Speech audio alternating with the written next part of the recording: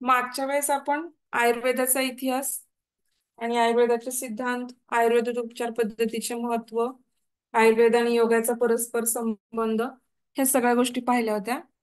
आता आपण निसर्गोपचाराविषयी आपण चालू करणार आहोत.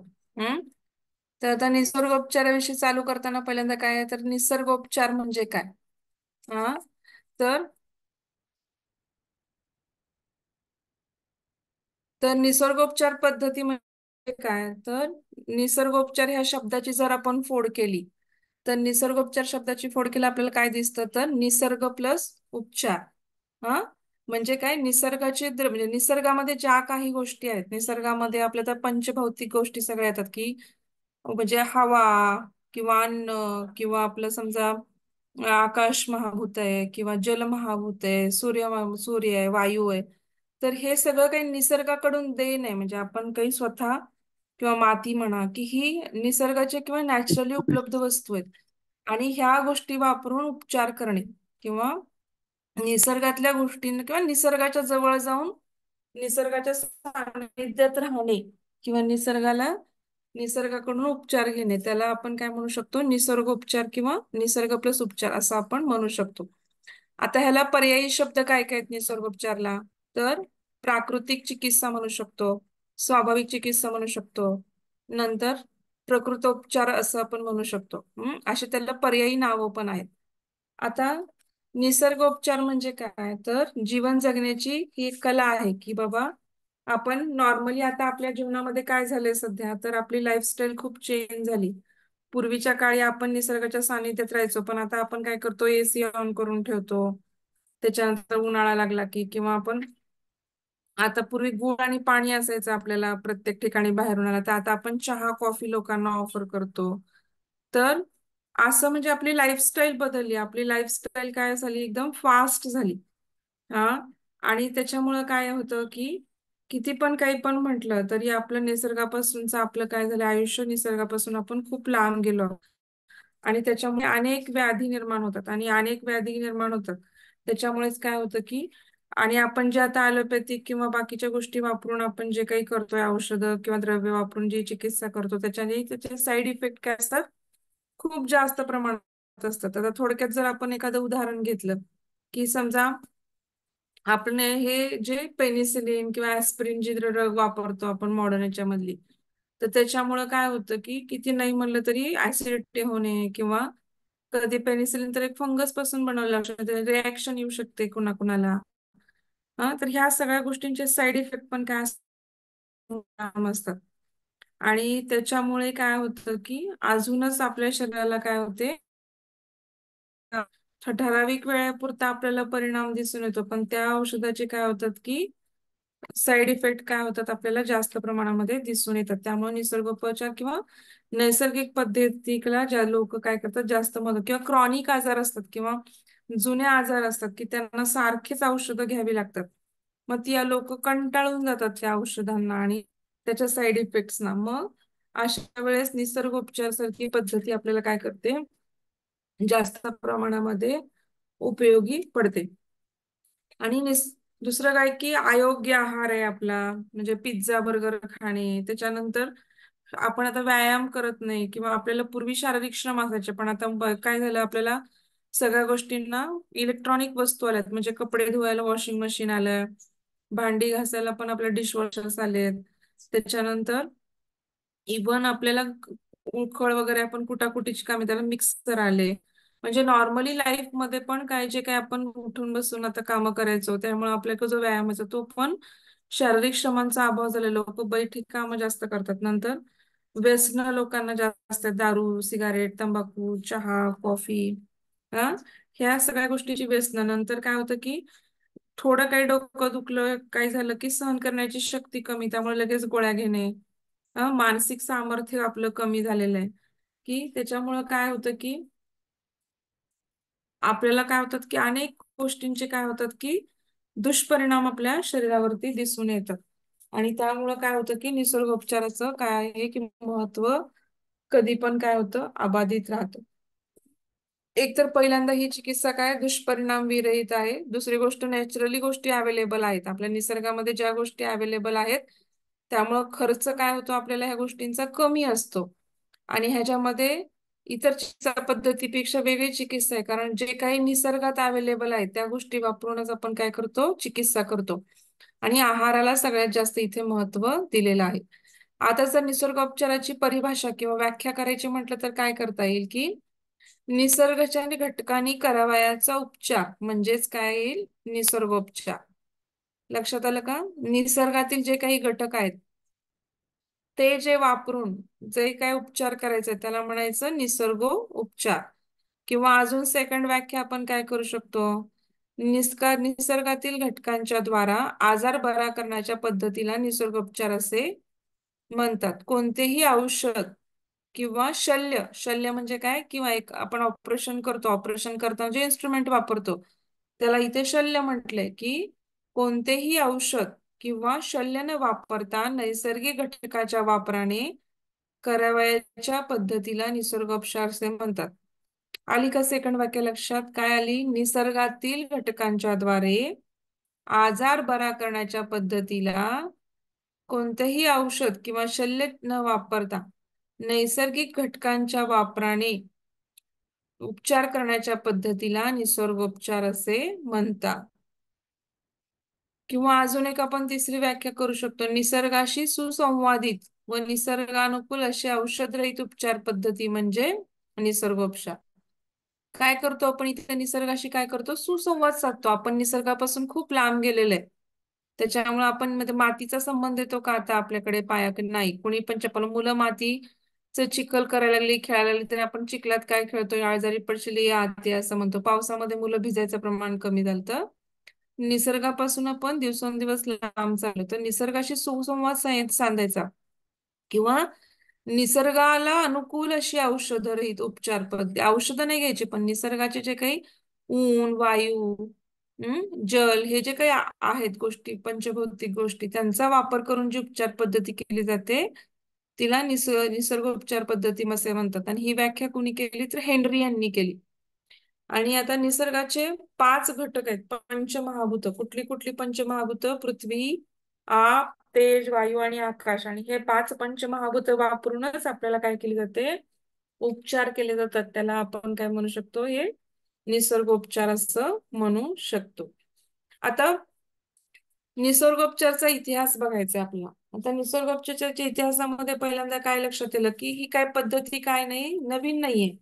जुन्या काळापासून, खूप अधिक वर्षापासून आपण ही पद्धती भारतामध्ये म्हणा किंवा इतर देशांमध्ये, ग्रीकमध्ये म्हणा, रोमनमध्ये म्हणा, जर्मनीमध्ये म्हणा, जपानमध्ये म्हणा, सगळीकडे ह्या पद्धतीचा वापर केला जातो. म्हणजे 2500 वर्षापूर्वी, हिपोक्रेटिसच्या आधी पण तिचा जन्म झाला. लोक निसर्गोपचाराचा जनक हिपोक्रेटिसला म्हणतात, परंतु ऍक्च्युली निसर्गोपचाराचा जन्म खूप आधी, त्याच्या हिपोक्रेटिसच्या आधी पण झालेला आहे. आपण हिपोक्रेटिसची ओथ घेतो, डॉक्टर होताना हिपोक्रेटिसची ओथ घेतो, त्याला काय म्हणलं जातं, कारण तर हिपोक्रेटिसने ॲलोपॅथीचा किंवा औषध विज्ञानाचा पिता समजला जातो त्याला. परंतु तो ऍक्च्युली पहिल्यांदा निसर्गावर आधारितच औषधं किंवा निसर्गाच्या आधारितच उपचार करायचे. त्यांना फिजस म्हणजे प्रकृती, किंवा रोम मध्ये काय म्हणतात, फिजस म्हणजे प्रकृती किंवा निसर्ग असं म्हणतात. आणि त्याच्यावरूनच फिजिशियन म्हणतो का नाही आपण, जनरल फिजिशियन आहेत ते. तर ते जनरल फिजिशियन म्हणजे काय, तर फिजिशियनचा अर्थ असा आहे की निसर्ग, फिजिस म्हणजे प्रकृती किंवा निसर्ग, आणि त्याच्यावर उपचार करणारा म्हणून फिजिशियन असा शब्द वापरला गेला. हं आता आपलं जे मीमांसा दर्शन आहे त्याच्यामध्ये आपल्याला लक्षात येतं की ब आता तुम्ही बघा की भरती आली, ओहोटी आली, तर त्याचा काय परिणाम होतो, काही लोकांना फिट्स, ज्यांना इपिलेप्सीचा आजार आहे, अपस्मारचा आजार आहे, त्या लोकांना भरती आहोटीच्या वेळेस किंवा ह्याच्या वेळेस काय होतं की मेंदूवरती किती नाही म्हणलं तरी त्या गोष्टींचा परिणाम होतो. आणि त्याच्यामुळे काय होतं की त्यांना झटके येतात, किंवा त्या काळामध्ये झटके येतात, किंवा त्या काळामध्ये मानसिक व्याधी पण लोकांचे बळवतात. तर असं जी काही ती भरती किंवा येण्याच्या क्रियेचा जो सखोल अभ्यास कोणी केला तर ह्या हिपोक्रेटिसने केला, आणि त्याला त्यांनी उग्र किंवा प्रखर अवस्था असं नाव दिलं. आता आधुनिक निसर्गोपचारचे सर्व, आता हे हे सगळं ओल्ड लागते 2500 वर्षापूर्वी, म्हणजे हिपोक्रेटिसच्या आधीपासूनच्या सगळ्या काळामध्ये काय झालं, हे झालं. परंतु मध्ये हळूहळू तिचा लोप पावला. मग परत आधुनिक निसर्गोपचार पद्धती निर्माण झाली आणि ती कधी साधारणतः वेग आला तिला तर 150 वर्षापूर्वी काय झालं तिला वेग आला. आणि त्याचं सगळ्यात श्रेय मुख्यतः कुणाला जातं तर डॉक्टर विन्सेंट प्रिसिझिनला जातं. कारण का विन्सेंट प्रिसिझिनना म्हणजे काय तर ते 1826 मध्ये जर्मनीतील काय होते की ग्रॅफेनबर्ग येथे त्यांनी काय केलं चिकित्सागृह स्थापन केला आणि ते पण निसर्गोपचार चिकित्सागृह. कारण त्यांची स्वतःचीच प्रकृती काय होत नव्हती, बरीच वर्ष बरी होत नव्हती. आणि त्यांनी काय केलं की त्यांनी स्वतः या थंड पाण्याच्या गोष्टीवरती किंवा आपण जे जल वापरतो, जल वापरून चिकित्सा करतो त्यामधलं थंड पाणी वापरून आपण जी काही चिकित्सा करतो त्याच्यावरती त्यांनी खूप काही संशोधन केलं.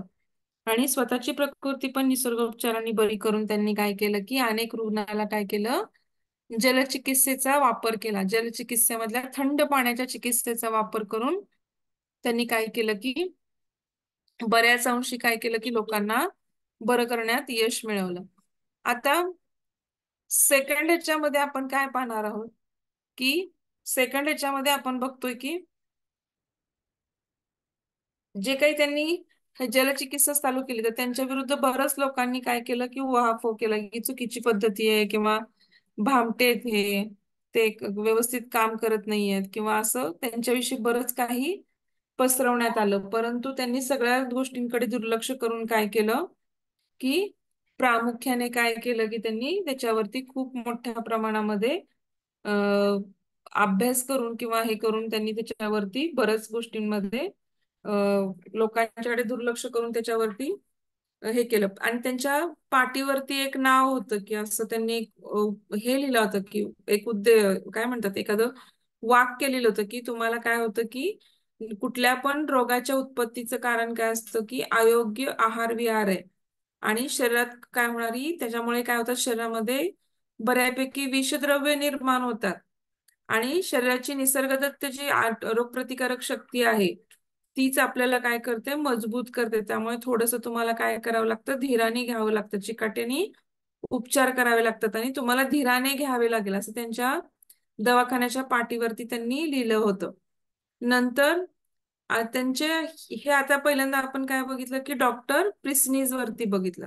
नंतर सेकंड डॉक्टर कुणी आपल्याला त्यांनी इतिहासामध्ये ज्यांनी याचा हे केला ते म्हणजे चेकोस्लाविलिया त्याचे डॉक्टर कुठले ते लिंडेबाजी आणि डॉक्टर जोहनी स्कॉथ. कुठली कुठली नाव आहेत चेकोस्लाविया ह्या शहरामध्ये लिंडेबीज गावी डॉक्टर जोहनी स्कॉफ आणि ऑस्ट्रियन डॉक्टर यांनी काय केले ते कसले असते ऑस्ट्रियन डॉक्टर होते. आणि त्यांनी काय केलं होतं एक स्वास्थ्य केंद्र उघडलं होतं. ते आधी काय करायचे प्राण्यांच्या वरती चिकित्सा करायचे घोडे कुत्र्यावरती पण हळूहळू त्यांनी काय केलं की त्या चिकित्सा पद्धतींचा वेगळ्या प्रकारे मानवांच्या वरती पण काय केलं बऱ्यापैकी त्यांनी हे केलं. तर त्यांच्याकडे काय झालं होतं की एक ड्यूक म्हणून पेशंट होता आणि त्या ड्यूकला काय झालं होतं की पायाला खूप मोठी दुखापत झाली होती. परंतु त्यांनी खूप ठिकाणी दाखवलं मग त्याला अलोपॅथिक मध्ये पायाचं ऑपरेशन पाय कट करावा लागेल असं सांगितलं होतं. परंतु शेवटी पाय कट करायचं म्हणून घाबरून त्यांनी काय केलं की ते डॉक्टर स्कॉथ कडे गेले. आणि डॉक्टर स्कॉथने काय केलं की त्याची खूप मोठी व्यवस्थित आणि चांगल्या पद्धतीने निसर्गोपचार करून चिकित्सा केली आणि त्यांचा पाय काय केला बरा केला. आणि त्यांचा पाय बरा केल्यामुळे काय झालं की तो पाय ऑपरेटिव्ह करावा लागला नाही आणि अशा प्रकारे डॉक्टर स्कॉथ यांची काय झाली की सगळीकडे खूप मोठ्या प्रमाणामध्ये काय झालं की प्रसिद्धी झाली. आणि त्यांना त्याचं काय झालं आपोआपच निसर्गोपचार पद्धतीला खूप मोठ्या प्रमाणामध्ये हे केलं. आता त्यांनी प्रिसिनीज यांनी काय केलं होतं की प्रामुख्याने प्रिस्नीजनी साधारणतः प्रामुख्याने जलचिकित्सेला महत्व आता पंचमहाभौतिक चिकित्सा म्हणजे निसर्गोपचार पद्धती पाहिली आपण. तर त्याच्यामधले जे जलचिकित्सा आहे जे पहिले प्रिस्नीज होते डॉक्टर प्रिस्नीज त्यांनी काय केलं होतं की जलचिकित्सेवरती जास्त भर दिला. कारण त्यांनी थंड पाण्याच्या चिकित्सा पद्धतीचा जास्त वापर केला किंवा त्याच्यावर संशोधन केलं.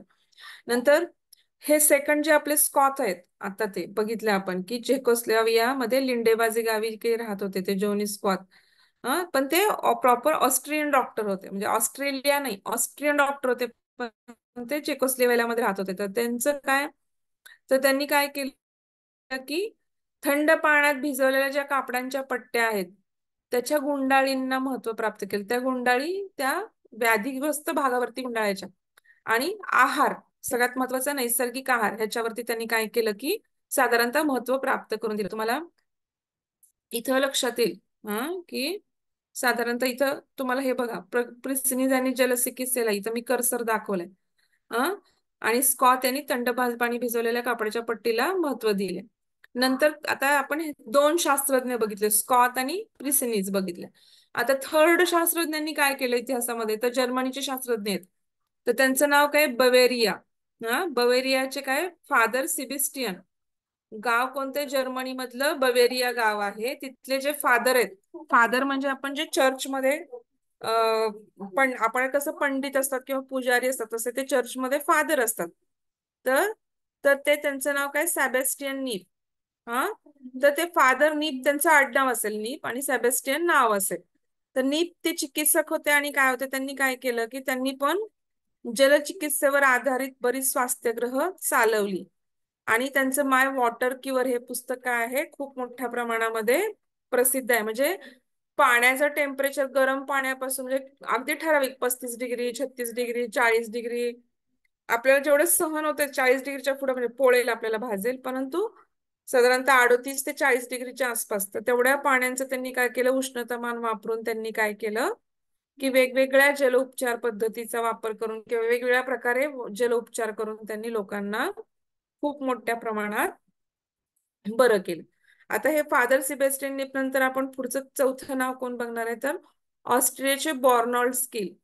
आता हे यांनी काय केलं की ह्यांचं सगळ्यात जास्त अजून महत्व काय, आतापर्यंत सगळे फक्त जलचिकित्सा वापरत होते.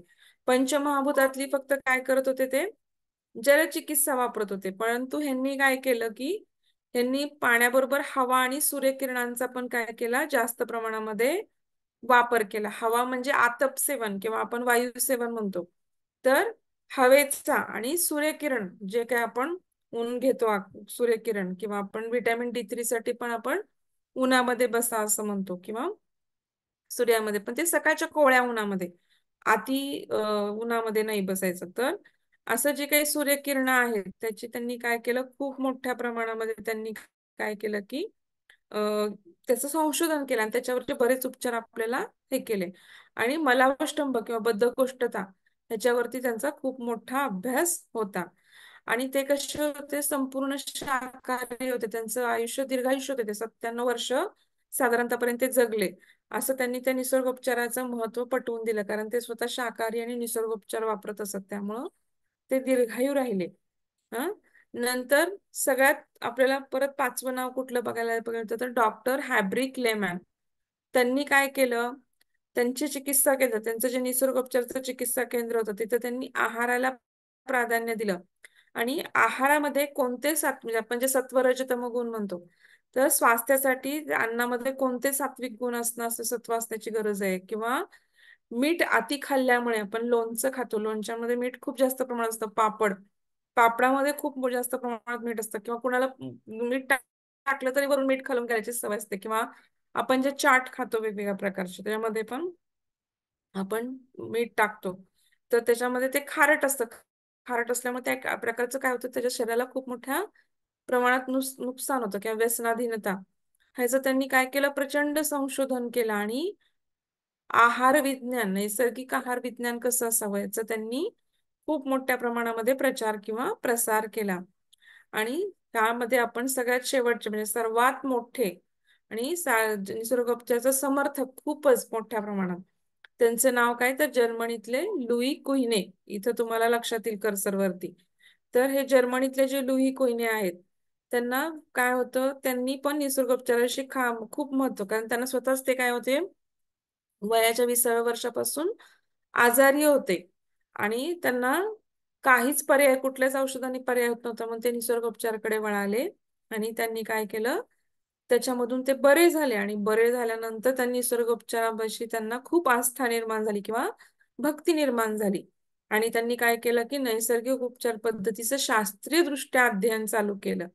आणि त्यांनी 1886 मध्ये लिपझिग ह्या जर्मनीतल्या शहरामध्ये काय केलं, आरोग्य केंद्र स्थापन केलं आणि तिथं त्यांनी कुठल्या कुठल्या पंचभौतिक महाभूतांचा वापर केला, तर रोग निवारणासाठी सूर्यस्नानाचा वापर केला, नंतर वाफेचं स्नान, पाण्याची जी वाफ बनते तिचं स्नान, कटी स्नान, मेहन म्हणजे मूत्रस्नान, अशा अशा सगळं ह्याच्याने त्यांनी काय केली, शरीर शुद्धी आणि रक्तशुद्धी होऊन त्यांनी काय केलं की वेगवेगळ्या प्रकारचं काय केलं, कुठल्या आजारावरती कुठल्या गोष्टीचा परिणाम होतो आणि काय उपचार केले पाहिजेत असं त्यांनी the new science of healing किंवा the science of facial expressions याच्यामध्ये त्यांनी काय केलं की त्याचा पूर्णपणे पुस्तकं लिहिली आणि त्यांची ती पुस्तकं त्यांनी जगभर प्रसिद्ध केली.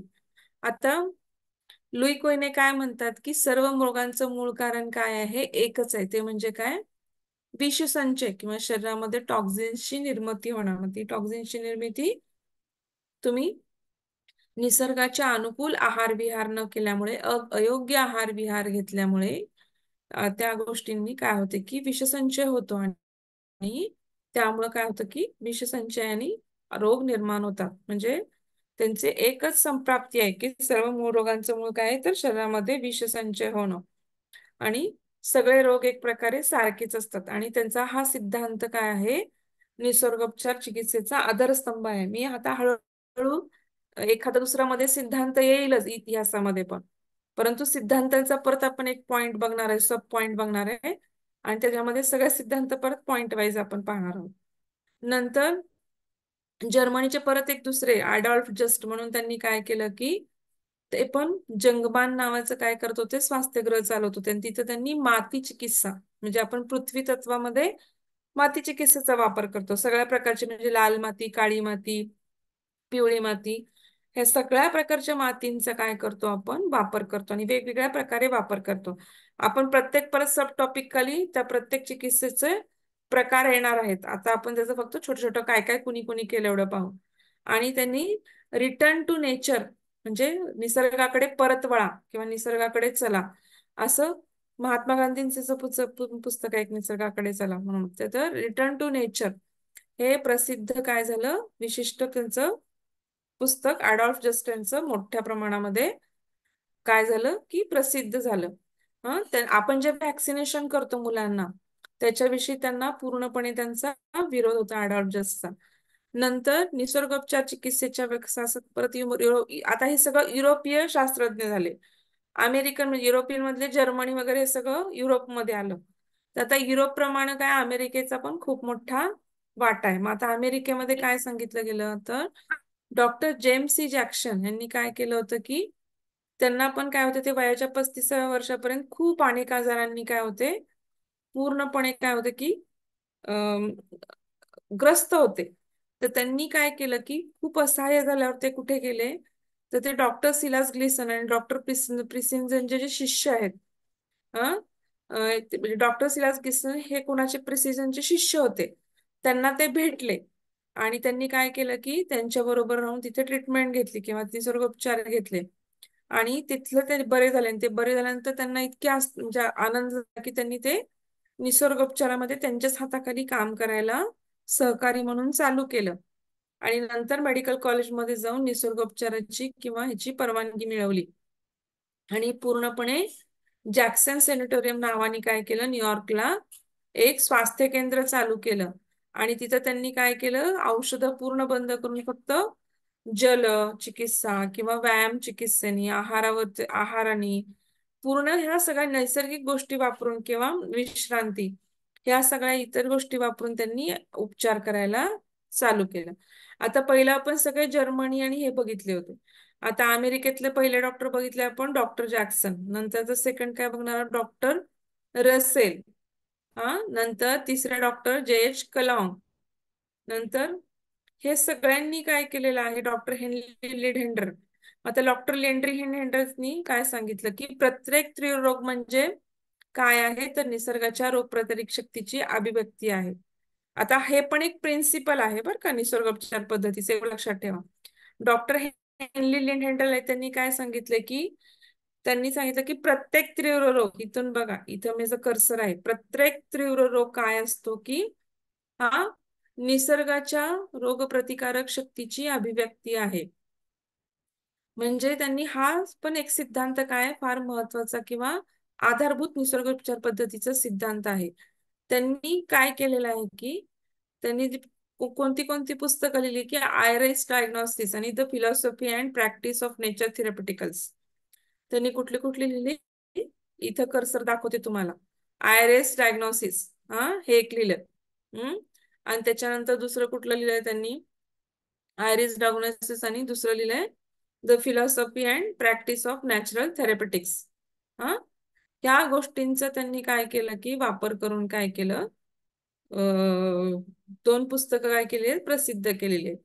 नंतर पुढचं काय, आणखीन अजून एक कुठले होते शेवटचे आपण जे बघणार आहोत ते, डॉक्टर जे एच टिल्डनजन. म्हणजे काय, त्यांनी पण काय केलं की निसर्गोपचार पद्धतीचा खूप मोठ्या प्रमाणामध्ये अवलंब केला.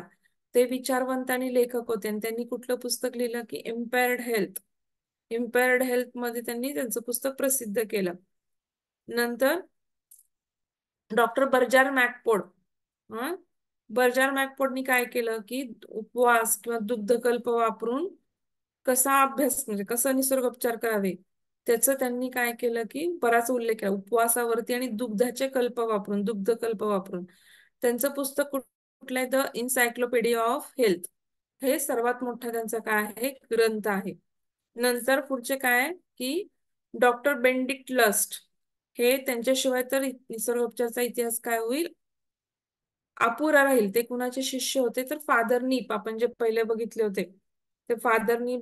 जे त्यांचं काय, त्यांनी रसाहार, जेवणामध्ये जो आहार आहे तो रसाहार, म्हणजे आता आपण ते भोपळ्याचा ज्यूस पिणार किंवा आपण शेवग्याच्या शेंगाचं सूप पितो किंवा आपण फळांचा ज्यूस पितो, तर त्याला आपण रसाहार म्हणू शकतो. तर त्या रसाहाराचं महत्व किंवा ते रसाहार वापरून आजार कसा बरा करायचा ह्याच्यावरती त्यांचा खूप मोठ्या प्रमाणामध्ये अभ्यास होता. तर इथं हे सगळे बऱ्याच शास्त्रज्ञांची नाव आहेत, तेवढी काही लक्षात राहणं शक्य नाही, त्यामुळे ते नाही लिहिली तरी चालतील. तर फक्त आपण इतिहासामध्ये आपण आता कुठंपर्यंत पाहणार आहोत तर की इथपर्यंतच, की आपण पहिल्यांदा काय काय पाहिलं.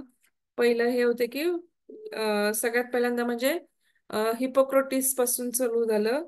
नंतर विन्सेंट प्रिन्सेजन, नंतर त्यांनी जलचिकित्सेला खूप महत्व दिलं. नंतर त्यांनी काय सांगितलं की रोगाच्या उत्पत्तीचं मूळ कारण काय आहे की शरीरात निर्माण होणारी विषद्रव्ये, आणि त्यामुळे काय करावं लागेल की रोगप्रतिकारक शक्ती ही आपली निसर्गदत्त असते, ती जर मजबूत केली तर सगळी शरीरातली द्रव्य, ती विषद्रव्य तीच बाहेर काढते, आपल्याला वेगळं औषध घ्यायची गरज नसते. नंतर जोहनीस कॉर्न सेकंड. हा, नंतर तिसरे आपण कोण बघितले की सेबॅस्टियन नी फादर. नंतर चौथे ऑस्ट्रियाचे बार्नॉल्ड. बार्नॉल्डचं महत्व काय, तर त्यांनी पाण्याबरोबर आतापर्यंत फक्त जलचिकित्सा चालली होती सगळ्यांकडनं, तर त्यांनी सूर्यकिरण आणि आताप सेवन ह्या दोन गोष्टींचं महत्व पटवून दिलं. नंतर डॉक्टर जर्मनीचे डॉक्टर हॅब्रिक लेमन, त्यांनी काय केलं की सगळ्यात महत्वाचं म्हणजे त्यांनी आहाराला महत्व दिलं आणि आहाराविषयी बराच रिसर्च केला. आणि सगळ्यात समर्थक मोठे कोण होते तर लुई कोहने. त्यांनी काय केलं, लुई कोहनेनी तर काय केलं की सूर्यस्नान, वाफेचं स्नान, त्याच्यानंतर सगळ्या गोष्टींचा वापर करून काय केलं त्यांनी, बऱ्याच गोष्टींचा वापर करून चिकित्सा, निसर्गोपचार चिकित्सेचं महत्व लोकांना पटवून दिलं. आणि त्यांनी एक अजून एक सिद्धांत सांगितला निसर्ग, डॉक्टर लुई कोइनेनी. त्यांनी काय सांगितलं की सर्व रोगांचं मूळ कारण एकच आहे. कुठलंही रोगांचं मूळ कारण तर शरीरामध्ये विषसंचय होणं किंवा विजातीय द्रव्य तयार होणं. विजातीय सजातीय द्रव्य म्हणजे ती समान, म्हणजे त्याच्याशी समान गुणधर्म असणारी द्रव्य तयार होणे म्हणजे सजातीय. आणि विजातीय म्हणजे विरुद्ध धर्माची गुणधर्म, म्हणजे विषय म्हणजे काय, विरुद्ध आहे, आपल्या शरीरामध्ये त्याची गरज नाहीये. आपलं काय की नॉर्मल आपली गोष्ट आहे ते आपल्यामध्ये कुठं विष नाहीये, मग आपल्या शरीरामध्ये आपोआपच विषद्रव्यांचा संच होतो. आपल्या अयोग्य आहार पद्धती, आपल्या लाईफस्टाईल मुळे. तर त्या विषसंचय सगळ्या रोगांचं मूळ कारण हे विजातीय द्रव्य किंवा विषसंचय होणे आहे. आणि सर्व रोग सारखेच आहेत, कारण मूळ कारण एकच आहे, त्यामुळे सर्व रोग सारखीच आहेत. त्याच्यानंतर येतोय का आवाज आता? हो, येतोय मॅडम. हा, आता आपण निसर्गोपचाराची इथे हिस्ट्री बघितली ही सगळी. आता आपल्याला बघायचं निसर्गोपचाराचे सिद्धांत. आता आपल्याला निसर्गोपचाराच्या सिद्धांतामध्ये आता सगळ्यात पहिल्यांदा गोष्ट निसर्ग सिद्धांच्या बघायच्या आधी अजून एक आपण लक्षात घ्यायला पाहिजे एक गोष्ट की भारतामध्ये काय निसर्गोपचाराविषयी महत्व होतं. तर सगळ्यात महत्वाच्या चिकित्सा क्षेत्रात महत्वाची भर कोणी घातली तर महात्मा गांधी, मोरारजी देसाई, नंतर डॉक्टर दिनीशा मेहता, डॉक्टर लक्ष्मण शर्मा, नंतर doctor Janaki Sharan Verma, doctor Kulranjan Mukherjee, doctor Vitthaldas Modi, doctor J. M. Jaswala, doctor M.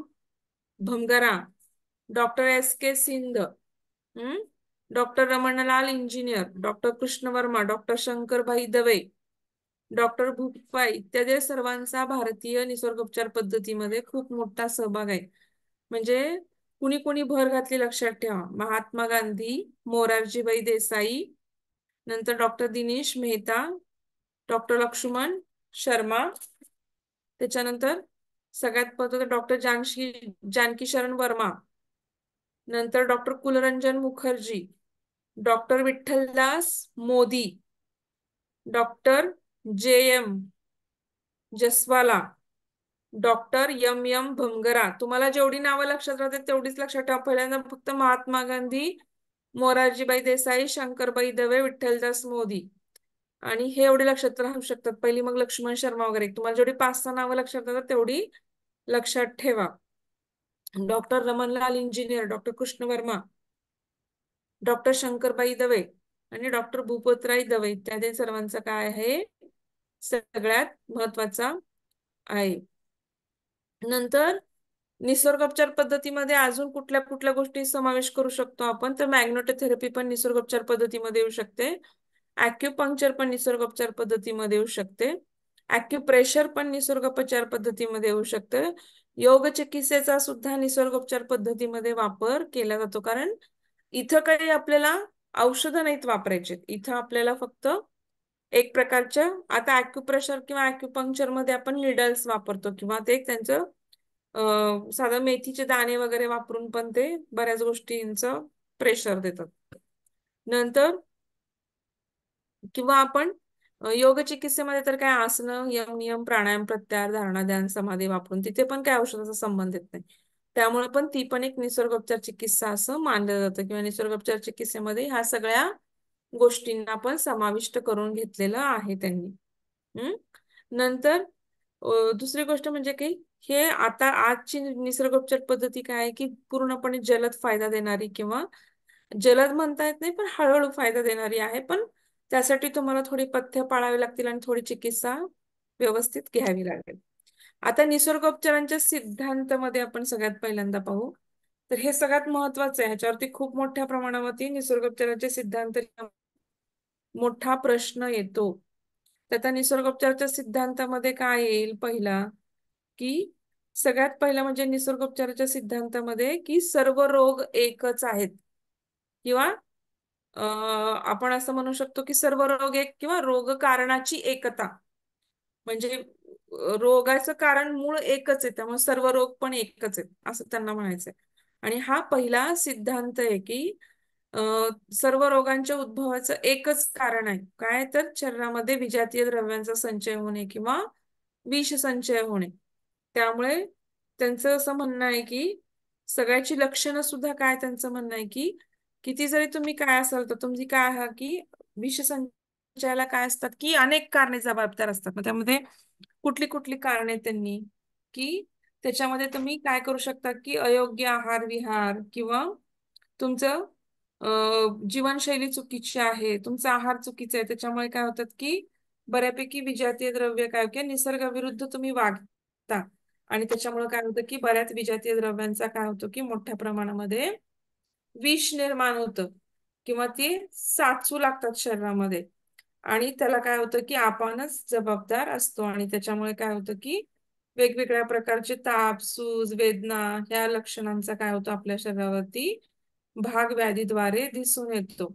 आणि थोडक्यात म्हणजे काय की त्रिरोग म्हणजे त्यांनी काय सांगितलं की नैसर्गिक रोग निवारणाची शक्तीची अभिव्यक्ती आहे.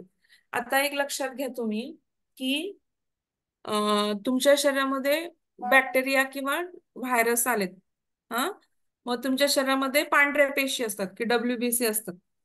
मग त्या डब्ल्यूबीसी काय करतात की त्या जंतूंशी लढतात. मग जंतूंशी लढतात म्हणजे काय होतं, मग आता तुम्हाला लोक म्हणतात की तुम्ही मोठ्या ॲलोपॅथी डॉक्टरांकडे गेलं तर तुम्हाला कळतं की ते काय म्हणतात, तुमच्या पांढऱ्या पेशी खूप वाढल्यात. तुमच्या पांढऱ्या पेशी खूप वाढल्यात म्हणजे ते काय दाखवतं की तुमच्या शरीरामध्ये कुठेतरी बाहेरून व्हायरसचा किंवा बॅक्टेरियाचा, फंगसचा इन्फेक्शन झालंय, कुठून तरी ते आलेत आणि त्याच्यामुळे तुमचं सैन्य वाढलंय. ते इतक्या मोठ्या प्रमाणात इन्फेक्शन आहे की त्यांच्यासाठी लढण्यासाठी खूप मोठ्या प्रमाणामध्ये आपल्या शरीराने काय तयार केलंय, सैन्य तयार केलंय. मग त्या इन्फेक्शन मध्ये त्याचं काही वाईट नसतं, निसर्गदत्त त्यांनी आपल्या शरीराने आपल्या प्रतिकार शक्तीने त्यांना मारण्यासाठी मोठ्या प्रमाणामध्ये ते सैन्य आलेलं असतं. पण ते मारताना काय होतं, सैन्य मारताना ते सैन्य मरून कुठं पडणार, आपल्या शरीरातच पडणार. म्हणजे सैन्य पण मरणार आपलं थोडं, आणि थोडे बॅक्टेरिया पण मरणार. आणि त्याचं काय तयार होतं, त्याचे टॉक्झिन्स तयार होतात, ते शरीरातच राहणार. तर ते बाहेर काढण्याचं काम पण आपली प्रतिकारशक्ती किंवा आपली सिस्टीम करत असते. मग हे काय आहे की आता तीव्र रोग म्हणजे नैसर्गिक रोग निवारण शक्तीची अभिव्यक्ती. म्हणजे तुम्हाला मी कसं म्हणलं, कळलं का ॲलोपॅथीशी? डब्ल्यूबीसी काउंट वाढला, तुमची प्रतिकारशक्ती वाढली, त्यांना रोगाला निर्मूलन करण्यासाठी. मग हे सिद्धांत तुम्हाला सेकंड सिद्धांत कळेल की तीव्र रोग म्हणजे खूप मोठा रोग म्हणजे काय, तर आपली इम्युनिटी नैसर्गिक रोग निवारण शक्तीची अभिव्यक्ती होते म्हणजे काय होते की दिसून येतं की तुम्ही ब्लड चेक केलं तर लोक म्हणजे म्हणतात, डॉक्टर म्हणजे डब्ल्यूबीसी वाढल्यात, काही वेळेस मग डब्ल्यूबीसी कमी झाल्यात. म्हणजे प्रतिकारक शक्ती तुमची कमी झाली कारण बाहेरच्या जंतूंनी तुमची प्रतिकारक शक्ती कमी पडली, तुमच्या सैन्याला मारून टाकलं आणि तुमचं सैन्य कमी झालं. म्हणजे नॉर्मली 4,000 ते 10,000 आपला डब्ल्यूबीसी काउंट पाहिजे, तो कधी कधी 4,000च्या खाली येतो, म्हणजे 2,000. मग तो असं डेंग्यू मध्ये येऊ शकतो, त्याच्यानंतर व्हायरल फिवर मध्ये येतो, नंतर काय म्हणतो आपण ते, गोचिड तापामध्ये, गोचिड ताप जो आहे त्याच्यामध्ये पण हा काउंट कमी येऊ शकतो. टायफॉइड मध्ये पण काउंट कमी होतो. का? तर आपल्या सैन्याला ते काय होतं की बऱ्यापैकी मारून टाकतात त्या पेशी आणि मग आपलं सैन्य कमी होतं. मग तुम्हाला आता ह्या वाक्याचा अर्थ कळला असेल की तीव्र रोग म्हणजे तुमची जी काही नैसर्गिक प्रतिकार शक्ती आहे तिची अभिव्यक्ती ह्या तीव्र रोगामध्येच होते. आणि हा पण काय आहे, एक प्रकारचा सेकंड नंबरचा ही सिद्धांतच आहे. आपण जरी रोगांना वेगवेगळी नावं दिली तरी वस्तुनिष्ठ परिस्थिती काय आहे की त्यांची एकच कारण आहे की विषसंचय होणे किंवा शरीरामध्ये विजातीय द्रव्यांचा संचय होणे, आणि त्यांना बाहेर काढण्यासाठी आपली नैसर्गिक रोग निवारण शक्ती काय करत असते, मदत करत असते, आणि तिचीच अभिव्यक्ती होत असते. तर हा आपले काय झाला, हा आपला एक सिद्धांत झाला. नंतर पुढचं काय बघायचं आपल्याला की आता प्रामुख्याने लक्षात घ्या की त्यांचं म्हणणं की आता ह्याच्यामध्ये हे आपण ऍक्च्युअली आता एवढं बघणार नाहीये बरं का. मी तुम्हाला आता हे बऱ्यापैकी सांगितलं की बॅक्टेरिया, व्हायरस, फंगस त्यांच्यामुळे काय होतं की बऱ्यापैकी इन्फेक्शन होतं आणि त्याच्यानुसार आपल्या होतात काय होतात की आपल्याला रोग होतात किंवा जे काही पॅरासाइटिक म्हणजे आता उवा होतात आपल्या डोक्यामध्ये ते आपल्यावरती जगतात, रक्त पिऊन जगतात, तर ते पॅरासाइटिक जंतू झाले. नंतर आता आपलं मेटाबॉलिझम असतं आपल्या शरीरामध्ये, चयापचय क्रिया चालू असते, त्याला आपण मेटाबॉलिझम म्हणतो इंग्लिशमध्ये, मराठीमध्ये त्याला आपण चयापचय क्रिया म्हणतो. त्याच्यामुळं पण काय होतात की कधी कधी शरीरामध्ये विषद्रव्य उत्पन्न होतात. हा, आणि त्याच्यामुळे काय होतं की त्याच्यामुळे आपल्याला ते काय होतं की आपली प्रतिकारशक्ती कमी, डिसीज म्हणजे काय की आपलीच प्रतिकारशक्ती आपल्याच शरीराला मारते. कारण आपलं सारखं सारखं रिकरंट इन्फेक्शन किंवा स्ट्रेस, ताण असेल कंटिन्युअसली, तर काय होतं की प्रतिकारशक्ती किंवा आपलं स्टिरॉइड, आपलं काय होतं की आपले हार्मोन्स खूप काम करत राहतात किंवा आपली प्रतिकारशक्ती जास्त प्रमाणात काम करते. आणि नंतर नंतर तर तिला बाहेरचे जंतू कोणते आहेत आणि आपल्या शरीरातले जंतू कोण आहेत हेच कळत नाही. आणि मग आपल्या शरीरातल्या गोष्टींना ती मारायला चालू करते. मग कधी कधी कोणाला थायरॉइडायटिस होतो, थायरॉइडवरती इफेक्ट होतो, मग त्यांना हायपोथायरॉइडिझम किंवा हायपरथायरॉइडिझम होऊ शकतो. म्हणजे ग्रेव्हस डिसीज म्हणा किंवा हायपोथायरॉइडिझम म्हणा किंवा मस्क्युलर प्रॉब्लेम्स म्हणा. तर हे ऑटोइम्युन डिसीज मध्ये बऱ्यापैकी गोष्टी येतात की आपलीच प्रतिकारशक्ती आपल्या विरुद्ध काम करते, असं सुद्धा होऊ शकतं. तर हे सगळं आपण काय पाहिलेलं आहे की ह्याच्यामध्ये पाहिलेलं आहे. त्याच्यानंतर आपण हे मॉडर्न शास्त्रज्ञ म्हणतो की सर्व रोगांचे जीवाणू आहेत किंवा त्यांच्यावर संस्कार होतो, परंतु निसर्गोपचार जे निष्णांत उपचारक शास्त्रज्ञ जे डॉक्टर हर्बर्ट शेल्टन आहेत ते काय म्हणतात की जीवाणू स्वतः रोग उत्पन्न करत नाहीत. तर त्यांना त्यांच्यासारखीच जर विषयुक्त भूमी मिळाली तर ते काय होतात, फोफवतात. म्हणून काय म्हणजे आपण अयोग्य आहार विहार केला किंवा त्यांना अनुकूल असं वातावरण तयार करून दिलं किंवा त्यांच्या आपल्या शरीरात विषसंचय झाला तर ते काय होतं की ते जीवाणू काय करतात की तिथं ते जीवाणू पूर्णपणे तिथं वाढतात. म्हणजे जीवाणू हे रोगांचं कारण नाही हा सिद्धांत आहे. सेकंड सिद्धांत काय सांगतात डॉक्टर हर्बर्ट शेल्टन, जीवाणू स्वतः होऊन रोग उत्पन्न करत नाहीत. हे काय झालं, सेकंड सिद्धांत झाला. पहिला विषसंचय झाला. विषसंचयमध्ये पण आपण काय सांगितलं की रोग ह्या रोगामध्ये अभिव्यक्ती होते म्हणजे रोग प्रतिकारक शक्तीची, ते त्याच्यामध्ये ते पण वाक्य महत्वाचं आहे. आणि आता सेकंड काही जीवाणू हे स्वतः रोग उत्पन्न करत नाहीत. तर आपण जेव्हा त्यांना अयोग्य आहार विहार करून विषसंचयुक्त भूमी निर्माण करून देतो त्यावेळेसच काय होतात की वेगवेगळ्या प्रकारचे काय होतात की व्याधी उत्पन्न होतात. म्हणजे थोडक्यात सेकंड सिद्धांत काय, जीवाणू हे रोगांचं कारण नाही, हे लक्षात ठेवा. जीवाणू काय करतात तर आपण जेव्हा विषसंचय किंवा अयोग्य आहार विहार करतो तेव्हा त्यांनी त्याच्यामुळं हे सगळ्या गोष्टी त्या जीवाणू फोपवायला मदत करतात.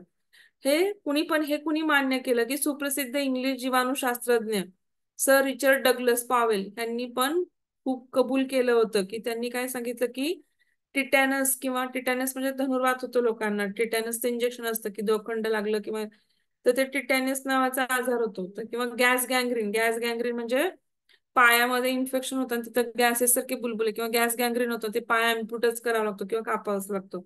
तो कुठं गॅस गँग्रीन तेवढा भाग कट करावा लागतो. तर ते काय करतात ते वातावरणातून म्हणजे आपल्या शरीरात जिथं विषसंचय आहे तिथून वातावरणातून बाहेर पडले तर ते नुकसानकारक नाहीत, परंतु विषयुक्त भूमी जर त्यांना मिळाली तर ते काय करतात तिथं जास्त प्रमाणात उत्तेजित होतात आणि आपल्या शरीराला काय करतात अपायकारक होतात. हे आपण काय बघितलं, सेकंड बघितलं. नंतर आता तिसरं काय आहे की रोगाचे लक्षण किंवा विषाणूचे हे कारण आहे किंवा जीवाणूची वृद्धी हा त्याचा परिणाम आहे. आता हे लक्षात ठेवा, म्हणजे आपण पहिलं बघितलं होतं सिद्धांत विषसंचय किंवा विजातीय द्रव्य, तर त्यांनी काय लिहिलंय की रोगाचं लक्षण किंवा रोगाची जी काही लक्षणं दिसतात, ताप येणे किंवा आपल्याला डोकं दुखणे, अंग दुखणे, खोकला येणे, सर्दी येणे, ही काय तर एक एक ही जी काही लक्षणं आहेत ते शरीरामध्ये कुठं ना कुठं तरी विषसंचय झाला हे त्याचं एक कारण आहे. आणि त्या विषसंचयावरती जीवाणूची वृद्धी झालीये हा त्याचा परिणाम आहे. लक्षात आलं का? रोगांचं लक्षण म्हणजे किंवा जी काही सिम्पटम दिसतात आपल्याला ते विषसंचय हे त्याचं कारण आहे, त्याचं कॉज आहे. आणि जीवाणूंची वृद्धी त्याच्यावर होणारा हा परिणाम आहे. तर जीवाणूंमुळे रोग होत नाहीत. रोगाचं कारण जीवाणू नाहीत हे लक्षात घ्या. रोगांचं कारण हे विषसंचय आहे आणि त्या विषसंचयामुळे तुमच्या अयोग्य आहार विहारामुळे, निसर्गानुकूल आहार विहार नसल्यामुळं त्याच्यावरती जीवाणूंची वृद्धी होते. हा त्याचा परिणाम आहे, त्याचा रिझल्ट आहे. हे लक्षात घ्या. हे त्यांचं एक महत्वाचं म्हणजे जे काही पहिले दोन सांगितले आपण सर्व रोग एक आहेत आणि जीवाणू हे रोगाचं कारण नाही, त्याला हे त्यांनी अजून एक वाक्य दिले. हे वाक्य महत्वाचं हायलाइट केले.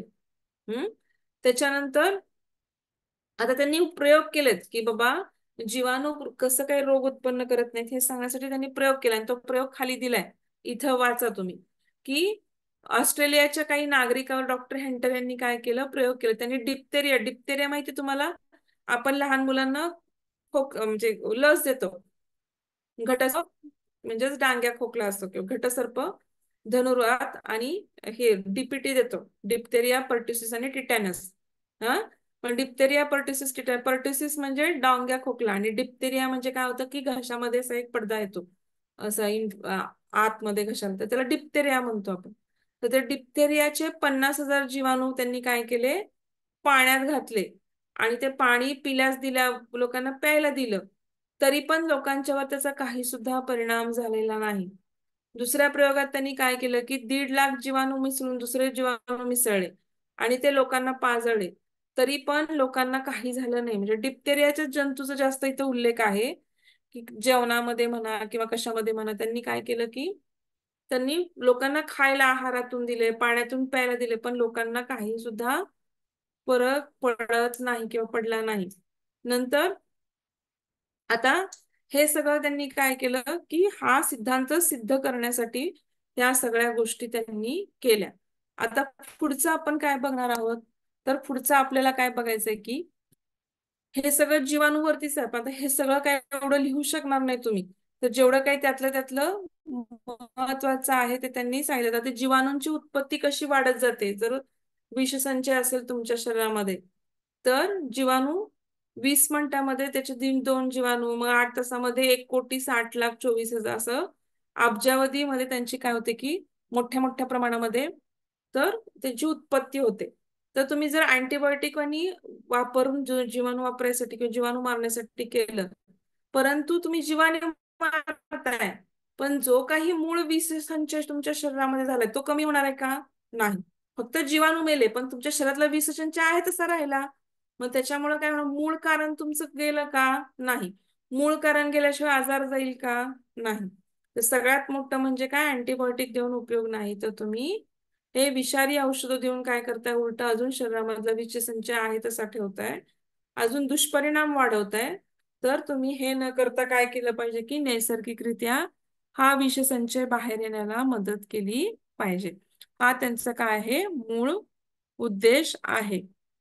आता आपण आपण जर असं म्हटलं की बाबा जीवाणूमुळेच रोगोद्भव होतो, तर ना रोगोद्भव आता आपण काय म्हणतो, ॲलोपॅथी म्हणते जीवाणूमुळे रोगोद्भव होतो, परंतु आपण इथं निसर्गोपचारामध्ये काय म्हणतो की जीवाणूमुळे रोगोद्भव होत नाही, विषसंचय होतो. विषसंचयाला तो जीवाणूंना अनुकूल होतो आणि जीवाणू मग त्याच्यावर वाढतात. तर मग साथीचे रोग कसे काय पसरतात, असं त्यांनी प्रश्न उत्पन्न केला. आणि जर जीवाणू खरोखरच निसर्गाला मदतनीस आहेत, मग तर ते शरीरातील विषद्रव्य बाहेर काढायला का मदत करत नाहीत? किंवा जीवाणूनाशक समजा अँटीबायोटिक घेतलं की मग रोगाची प्रकृती सुधारते, मग ती कशी सुधारते? ही अनेक प्रश्न काय झाले लोकांच्या मनामध्ये उत्पन्न झाले. मग त्यांनी असं काय सांगितलंय की पहिल्यांदा काय होतात की जीवाणू काय आहेत की सहाय्यभूत होतात ह्यात शंका नाही. कारण तुम्ही बघा, विचार करा की झाडांच्या मुळाभोवती पण नायट्रोबॅक्टेरिया असतात. तर ते काय करतात, नायट्रोजन निर्मितीला मदत करतात. इव्हन आपल्या पोटांमध्ये प्रोबायोटिक किंवा बरेच बॅक्टेरिया असतात. तर ते आपल्याला पचनाला किंवा आपल्याला डायजेस्टिव्हला मदत. तुम्ही जेव्हा अँटीबायोटिक घेता तेव्हा तुम्हाला जुलाब चालू होतात. का जुलाब चालू होतात? तर तुम्ही जसे विषारी जंतू मारतात तसे तसे काय होतात की तसे चांगले जंतू पण जे शरीराला उपयोगी आहेत ते पण मरतात. आणि ते मेले की आपल्या शरीराचं डायजेशन काय होत नाही, व्यवस्थित होत नाही. आणि मग त्याच्यामुळे काय होतं की आपल्याला आपल्याला लगेचच काय होतं की जुलाब चालू होतात. तर आपण काय म्हणतो की शरीराच्या सगळ्या जे काय रोग निर्माण, आपण जी सगळी आपली इम्युनिटी आहे, रोगप्रतिकारक शक्ती आहे, ती जर वापरली नाही किंवा तिचा तिचा लक्षात घेऊन आपण जर वापर केला नाही, तर आपल्याला काय होतं की वेगवेगळ्या गोष्टींचा औषधी परिणामांचा वापर करून साईड इफेक्ट होऊन काय करतो आपण, अजूनच बऱ्याच गोष्टी काय करतो, अं गुंतागुंतीच्या बनवतो किंवा बऱ्याच गोष्टी काय करतो आपल्या शरीरावरती दुष्परिणाम करून ते अजून त्यातलं विष बाहेर काढायला मदत करायला आपल्याला अजून परत स्वतःला शरीर दुर्बल होतं किंवा रोगप्रतिकारक शक्ती आपली कमी होते किंवा आपण जीर्ण आजाराला बऱ्यापैकी बळी पडतो. त्याच्यामुळे ही जीवाणुयुक्त त्या गोष्टी न वापरता आपण काय केलं पाहिजे की विषसंचय नैसर्गिकोपचार वापरून कमी करण्याकडे लक्ष दिलं पाहिजे. आता अजून एक त्यांनी सिद्धांत सांगितलाय की प्रकृती रोग निवारण करते, औषधे किंवा चिकित्सक रोग निवारण करत नाहीत. आता प्रकृती रोग निवारण करते आणि चिकित्सा आणि औषधे रोग निवारण करत नाहीत.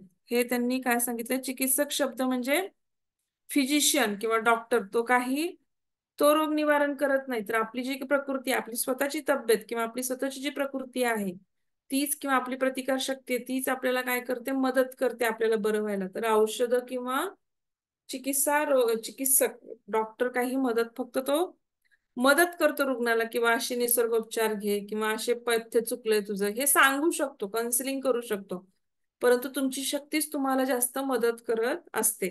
हम्म म्हणजे फिजिक्स म्हणजे आता आपण ते पहिल्यांदा बघितलं होतं की निसर्ग आणि जोपर्यंत आपली नैसर्गिक रोग प्रतिकारक शक्ती बलवान आहे, तोपर्यंत आपल्याला काय होतं की नैसर्गिक उपचार करूनच किंवा त्याच्याद्वारेच आपल्याला काय करतो, आपण त्या रोग प्रतिकारक शक्तीला अजून प्रबळ करतो.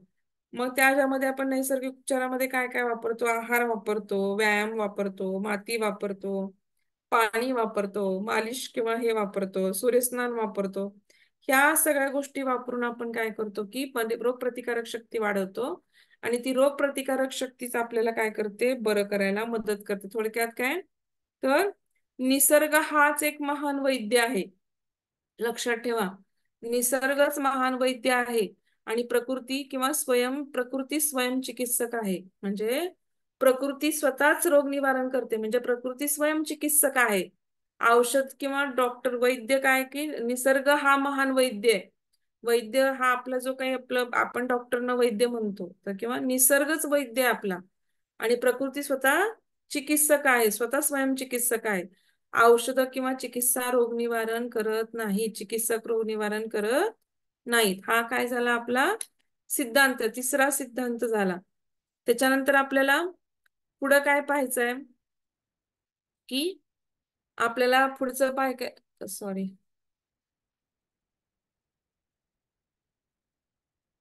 एकच मिनिट. स्लाइड वर तुम्हाला दिसणार नाही.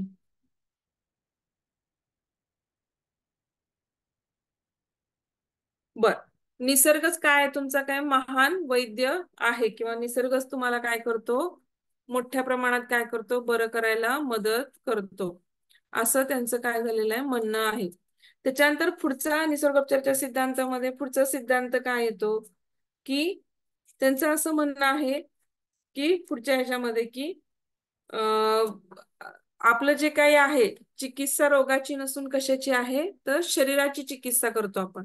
म्हणजे आपण रोग चिकित्सा किंवा रोग काय बघून करत नाही, तर आपण शरीरामध्ये काय जो विषसंच झालाय, त्या विजाती द्रव्याचा संच झाला, तर त्याचीच आपण काय करतो, चिकित्सा रोगाची नसून कशाची करतो, तर आपण शरीराची चिकित्सा करत असतो.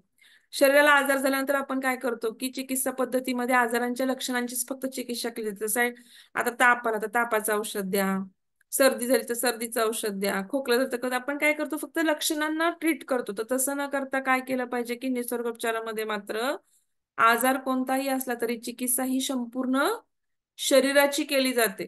हा महत्वाचा आहे, म्हणजे चिकित्सा रोगाची नसून संपूर्ण शरीराचीच आहे. हा चौथा झाला. नंतर तीव्र रोग शत्रू नसून काय आहेत, मित्र आहेत, हे एक लक्षात घ्या. नंतर अजून एक काय आहे की तीव्र रोग जे आहेत किंवा रोग आपल्याला होतात ते शत्रू नसून आपले मित्रच आहेत. कारण का, आजार लक्षणांद्वारे व्यक्त होतो. म्हणजे आता तुम्हाला डेंग्यू झालाय तर तुम्हाला अंग दुखणार, डोकं दुखणार, ताप येणार, सरळ लाल चट्टे येणार. तर ही लक्षणे काय आहेत की शरीरामध्ये विषद्रव्य साठली आहे, त्याची ती लक्षणे असतात. आणि हे सेन्सर आहेत, मग तुम्हाला त्याशिवाय कळणार आहे का तुम्ही आजारी आहे. आणि आजार झाला तर काय करायचं, शरीर स्वच्छ करण्याची वेळ आली असं समजायचं आणि काय करायचं की निसर्गाच्या पद्धतीचा अवलंब करून आपलं शरीर स्वच्छ करायचं.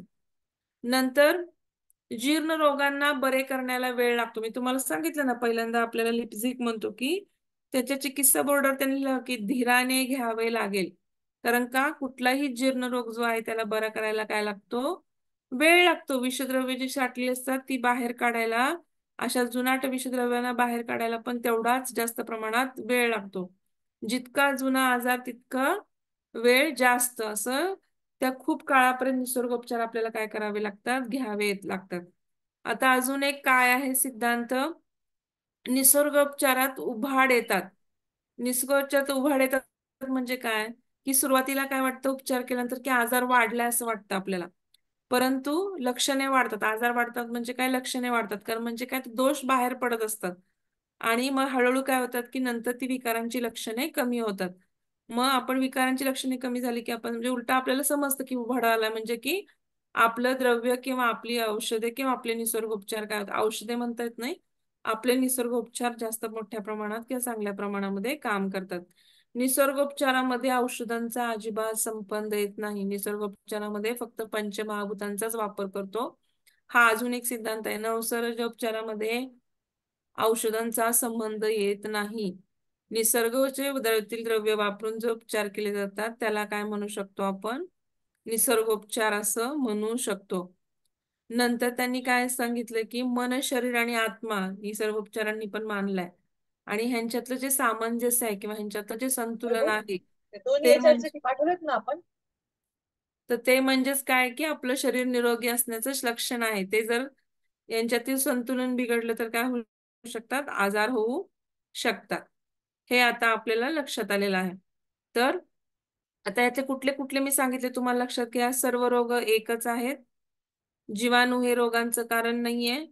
तीव्र रोग शत्रू नसून मित्र आहेत. निसर्ग हाच महान वैद्य आहे आणि प्रकृती स्वयंचिकित्सक आहे. चिकित्सा रोगांची नसून शरीराची होत असते. रोग निदानाची आवश्यकता नसते निसर्गोपचारामध्ये. एकच कारण सांगितले त्यांनी, विषसंचय. त्यामुळे रोग निदानाची आवश्यकता नसते. नंतर जीर्ण रोगांना म्हणजे आपल्याकडे कसं डेंग्यू, मलेरिया असे वेगवेगळे नाव आहेत ॲलोपॅथीमध्ये, ते निदान झाल्याशिवाय त्याची ट्रीटमेंट देता येत नाही. तसं निसर्गोपचारामध्ये निदानाची आवश्यकता नसते. विषसंचय झालाय, लक्षणं दिसतात, आजार आहे म्हणजे विषसंचय कमी केला पाहिजे, हे महत्वाचे. आणि पूर्ण शरीराची चिकित्सा केली जाते. रोग निदानाची विशेष आवश्यकता नाहीये. म्हणजे जीर्ण रोगांना बरे व्हायला वेळ लागतो, म्हणून ते लिपिजिक मधले आपल्याला पहिले जे प्रिसिजन्स आहेत ते लिहितात की त्यांच्या ओपीडीवरती की धीराने घ्यावे लागेल. ते त्यांच्या ओपीडीच्या वरती त्यांचं शीर्षक होतं पहिलं. निसर्गोपचारामध्ये उभाड येतात, म्हणजे ट्रीटमेंट केल्यानंतर पहिल्यांदा रोग लक्षणं वाढल्यासारखी वाटतात आणि नंतर हळूहळू कमी होतात. मन, शरीर, आत्मा यांचं सामंजस्य आवश्यक आहे निसर्गोपचारामध्ये पण. निसर्गोपचारामध्ये औषधांचा संबंध येत नाही. पंचमहाभूतांचाच वापर करून नैसर्गिक चिकित्सा इथं केली जाते. आता निसर्गातील पंचतत्वे किंवा चिकित्सामध्ये पंचमहाभूतांचा विचार आपल्याला पुढे काय करायचंय. आता पहिलं तत्व कुठलं घेतलंय आपण, आकाश तत्व चिकित्सा घेणार आहे. आता आकाशामध्ये कुठल्या कुठल्या चिकित्सा येतात, तर उपवास आणि लंघन. उपवास करणे किंवा लंघन करणे म्हणजे आकाश तत्व चिकित्सा होय. मग लंघन उपवासाच्या माध्यमाने काय होतं की जठरामध्ये अवकाश निर्माण करायचा किंवा पोकळ्या. तर तुम्ही काही खाणार नाही, काही पिणार नाही, म्हणजे काय होणार, जठरामध्ये काय होणार, पोकळी निर्माण होणार. आणि ही सगळ्यात मोठी काय आहे प्रकार, कसली चिकित्सा आहे, प्रभावी चिकित्सा आहे. नंतर पूर्वीच्या काळी ही चिकित्सा अधिक मोठ्या प्रमाणामध्ये काय व्हायची, वापरली जायची. ताप आला की लोक 2-2 दिवस, 3-3 दिवस काही खायचेच नाहीत, उपवासच करायचे, लंघन करायचे. मग त्याच्यामुळं काय होतं की त्याच्यामुळे आपोआपच आपल्या शरीरातील विषद्रव्य किंवा टॉक्झिन्स. आता तुम्ही ऑटोफॅगी हा एक कन्सेप्ट आला. तुम्हाला जपानी चिकित्सा वाचली असेल तर मला माहिती आहे, तर ऑटोफॅगी हा कन्सेप्ट आला. ऑटोफॅगी म्हणजे काय की उपवास केला जातो की तुम्ही आजारी पडलात किंवा ऑटोइम्युन डिसीज असेल तुम्हाला, तर तुम्ही 18 तास, 24 तास, साधारणतः 24 तास तरी कमीत कमी तुम्हाला उपाशी राहावं लागतं. मग त्यावेळेस काय होतं की तुमच्या शरीरातली जी काही टॉक्झिन्स किंवा विषद्रव्य निर्माण होत आहेत, ती स्वतः शरीर काय करतं, खाऊन टाकतं. म्हणजे तुम्हाला उपवास केला तर ते काय करतं, शरीरात काय काय जे शरीर स्वच्छ करायचं काम करतं. तुम्ही आपोआपच उपवास केला की लंघन केलं तर त्याला ऑटोफॅगी नाव आहे जपानी भाषेमध्ये. आणि इथं आपण लंघन किंवा उपवास चिकित्सा म्हणतो. आपोआपच आपल्या ह्याच्यामध्ये पोकळी निर्माण होते आणि शरीरातले सगळे टॉक्झिन्स काय होतात, जिथं जिथं सेल्युलर लेवलमध्ये डेड बॉडीज आहेत किंवा कुठल्या कुठल्या गोष्टींचा संचय आहे, तर त्या सगळ्या गोष्टींचा स्त्रोतरोध आहे, त्या सगळ्या गोष्टी वापरल्या जातात. किंवा 24 तास तुम्ही उपवास केला त्या गोष्टी आपोआपच काय होतात, कॅन्सरस सेल्स आहेत तर त्या ऑटोफॅगीने खाल्ल्या जातात आणि आपोआपच कॅन्सरचं प्रमाण पण वाढायची शक्यता कमी होते. तर या गोष्टी काय होतात, उपवास आणि लंघनाने काय होतात की मोठ्या प्रमाणात साध्य होतात. आता मॅडम, आ उपवास आणि लंघन करणं बरोबर आहे, पण काय काय वेळेला ती वात, पित्त आणि कफ ह्याच्या त्या प्रकृती असतात. हम्म त्यानुसार काय काय वेळेला जास्त वेळ आपण उपवास केला किंवा लंघन केलं तर लोकांचं पित्तही वाढतं. मग त्यावेळेला काय करू शकतो आपण? आता उपवासाचे काही थोडेच प्रकार नाहीत. उपवासाचे आता मी तुम्हाला जे प्रकार सांगणार आहे त्यातल्या मध्ये तुम्ही कधी कधी काय करू शकता, सायंकालीन उपवास करू शकता, प्रातःकालीन अच्छा. फक्त ब्रेकफास्ट तुम्ही स्किप करू शकता. मग त्याच्यामध्ये उपवासामध्ये पण 10-15 प्रकारचे, तुमच्या प्रकृतीला कसं सहन होईल तसं तुम्ही करू शकता. किंवा तक्र उपवास करू शकता. म्हणजे अच्छा. उपवासाचे पण खूप बरेच प्रकार आहेत. किंवा ओके. आता तुम्हाला आजारी पडला की तुम्हाला आपोआपच भूक लागत नाही, तुमचा अग्नी मंद होतो. हा नैसर्गिक भाव आहे. तर त्यावेळेस तुम्ही पेशंटला खा खा खा खा खा खा करायचं नसतं. त्यावेळेस कधी कधी अगदी हलक्या गोष्टी तुम्ही देऊ शकता, नाही असं नाही, पण त्यावेळेस जेवढं उपाशी राहील तेवढं तुमची शरीर स्वतःची रोगप्रतिकारक शक्ती तुम्हाला मदत करत असते. हे लक्षात घ्या. आता दोन महत्वाच्या क्रिया आपल्या शरीरात घडतात. एक काय करतं, आपल्याला शरीर पोषण करतं आपल्या सगळ्या गोष्टींना, आणि दुसरं निष्कासन करतं. म्हणजे आता तुमचं पोषण म्हणजे काय करतो, तुम्ही आहार घेता, त्याच्यातून तुम्हाला ऊर्जा मिळते, मग त्या काहीतल्या गोष्टींचं पोषण होतं. पण नंतर त्या गोष्टींच्या वरती एन्झाईमचा परिणाम होऊन काही गोष्टी बाहेर पडतात, मलमूत्र विसर्जन किंवा स्वेद बाहेर, निष्कासन पण होतं काही गोष्टींचं, किंवा विषद्रव्यांचं पण निष्कासन होतं. तर असं दोन प्रकारच्या गोष्टी आपल्या शरीरामध्ये घडतात, एक तर शरीराचं पोषण आणि निष्कासन. पोषण म्हणजे काय, तर अन्नाचं पचन होतं, त्याचं पोषण द्रव्यामध्ये रूपांतर होतं, आणि ते काय करतात, प्रत्येक सिस्टीम वाईज आपल्याला ते पोषण मिळत जातं. आणि निष्कासन मध्ये काय, मलमूत्र किंवा जी काही शरीरामध्ये विषारी द्रव्य किंवा विजातीय द्रव्य आहेत त्यांचं निष्कासन म्हणजे बाहेर टाकणे, म्हणजे त्याला आपण निष्कासन असं म्हणू शकतो. आपण जेव्हा पोषण बंद करतो, लक्षात घ्या, जेव्हा आपण लंघन किंवा उपवास चिकित्सा करतो म्हणजे काय करतो, आपलं पोषण बंद करतो. पोषण बंद केला की निष्कासनाचा वेग आपोआपच वाढतो. हम्म. त्यामुळे मग काय होतं की ही सगळी मूलभूत चिकित्सा ह्या तत्वावरच आधारित आहे. मग आपण काहीच खात नाही त्यावेळी काय होतं की शरीरातील विजातीय द्रव्य मोठ्या प्रमाणामध्ये काय होतात की गतिमान होते ती प्रोसेस, आणि मग आपली विजातीय द्रव्य काय होतात की मोठ्या प्रमाणामध्ये बाहेर टाकली जातात. कुणाचं लेक्चर आहे पुढचं? आहे सरांचं, दळवे सर. आलेत का सर? हो आले तर. बरं, मी स्टॉप करते. पुढचे तर उपवासाचे जे प्रकार आहेत ते आपण घेणार आहोत, तर ते पुढच्या उद्याच्या लेक्चरला मग मी ते उपवासाचे सगळे प्रकार आणि मग पुढची चिकित्सा मी सांगते. हा, चालेल. ह्यात काय अडचण नाही ना, शंका नाही ना कुणाला? ते हो. आयुर्वेदाच्या नोट्स मला थोडेसे लिहायचे